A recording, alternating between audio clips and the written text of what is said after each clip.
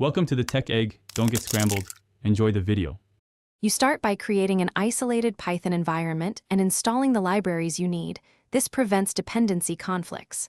Once done, pick whether you will call a hosted API or run a local model. APIs are simpler, local gives control.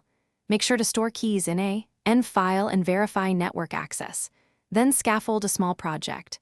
App, Py, requirements, TXT, and a config module, because a clean structure speeds development and testing as you move forward.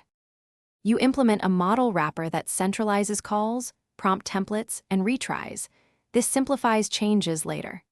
Next, wire an async request loop so your assistant stays responsive. Use concurrency limits and exponential backoff to handle rate limits. Then add intent parsing and a small context memory to maintain short conversations. This improves relevancy. Make sure to sanitize user input and validate model outputs, so you avoid injection or you deploy the app behind HTTPS and authentication, so only authorized users reach the assistant. Secure configuration is essential. Once deployed, monitor logs and health endpoints and collect basic metrics like latency and error rate. This tells you when to scale. Finally, implement graceful degradation. Return cached answers or a safe fallback message if the model is down. If responses are low quality, check prompt clarity, context size, and rate limiting. These items fix most common failures quickly.